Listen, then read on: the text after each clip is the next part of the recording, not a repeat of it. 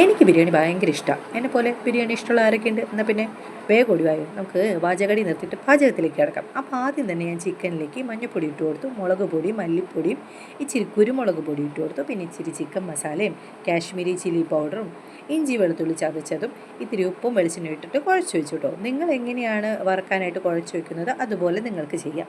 എന്നിട്ട് ഞാനൊരു ഉരുളി എടുത്തിട്ട് അതിനകത്തോട്ട് കുറച്ച് ഓയിൽ ഒഴിച്ച് നമ്മുടെ അണ്ടിപ്പരിപ്പും സവാളയൊക്കെ ഇല്ലേ, മുന്തിരിയും അതെല്ലാം വറുത്ത് കോരി മാറ്റി വെച്ചു കേട്ടോ. എന്നിട്ട് അതേ ഓയിലിലേക്ക് ഞാൻ നമ്മുടെ മസാല പറ്റി വെച്ച ചിക്കനില്ലേ അത് വറുത്ത് കോരി എടുത്തു കേട്ടോ.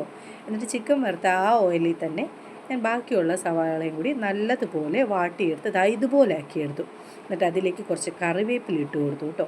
പിന്നെ അതിലേക്ക് ചതച്ച് വെച്ചിട്ടുള്ള വെളുത്തുള്ളി, ഇഞ്ചി, പച്ചമുളകൊക്കെ ഇട്ട് അതിൻ്റെ പച്ചമണം നല്ലപോലെ അങ്ങോട്ട് മാറ്റിയെടുത്തു കേട്ടോ. എന്നിട്ട് അതിലേക്ക് തക്കാളി ഇട്ട് കൊടുത്തു.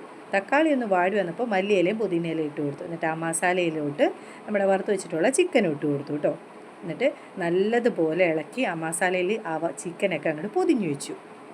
എന്നിട്ട് ഞാൻ കുറച്ച് വെള്ളം മറ്റേ മസാല കലക്കി വെച്ചിട്ടുണ്ടായിരുന്ന പാത്രത്തിൽ തന്നെ ഇത്തിരി വെള്ളം എടുത്തിട്ട് ഞാൻ അതിലേക്ക് ഒഴിച്ചു കൊടുത്തു കേട്ടോ. അതൊന്ന് വേവാൻ പാകത്തിന്. എന്നിട്ട് നല്ലപോലെ കറിയൊക്കെ ഒന്ന് സെറ്റാക്കി എടുത്തു, മൂടി വെച്ചിട്ട് നല്ലപോലെ വേവിച്ചെടുത്തു. അങ്ങനെ കറി സെറ്റായി. ഇനി നമുക്ക് ദം ഇടണം.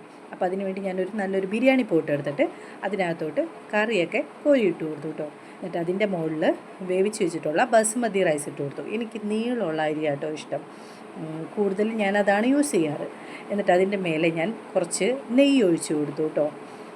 നെയ്യൊക്കെ ഒഴിച്ച് കഴിഞ്ഞിട്ട് പിന്നെ ഞാൻ കറിയിൽ നിന്ന് കുറച്ച് ഗ്രേവി എടുത്ത് മാറ്റി വെച്ചിട്ടുണ്ടായിരുന്നു. ആ ഗ്രേവിയും അവിടെ ഇവിടെയൊക്കെ ആയിട്ട് അങ്ങനെ ഇട്ട് കൊടുത്തു കേട്ടോ. എന്നിട്ട് അതിൻ്റെ മേലെ ഞാനെന്ത് ചെയ്തു, പാലിൽ മഞ്ഞൾപ്പൊടി കലക്കിയിട്ടുണ്ട്, കുറച്ച് അത് ഒഴിച്ചു കൊടുത്തു. ഈ സമയത്ത് ഞാനൊരു കുഞ്ഞ് ക്യാപ്പ് പൈനാപ്പിൾ എസൻസും കൂടി ഒഴിച്ച് കൊടുത്തിട്ടുണ്ടായിരുന്നു. അത് കഴിഞ്ഞിട്ട് ഞാൻ ഗരം മസാല പൗഡർ ഇട്ടു. പിന്നെ വറുത്ത് വെച്ചിട്ടുള്ള അണ്ടിപ്പരിപ്പും മുന്തിരിയും സവാളയൊക്കെ ഇട്ട് കൊടുത്തു. അതിൻ്റെ മേലെ നമ്മുടെ പുതിനയും മല്ലിയിലയും കൂടി ഇട്ടിട്ട് ഒന്ന് മൂടി വെച്ചിട്ട് ഒരു 10-15 മിനിറ്റ് ഞാനങ്ങനെ ദമ്മിലിട്ട് വെച്ചു. പിന്നെ ഇതുപോലെ സെറ്റാക്കിയെടുത്തു. അപ്പോൾ ബിരിയാണി ലവേഴ്സ് എല്ലാം ഓടിവായോ. അപ്പോൾ അത്രയേ ഉള്ളൂ.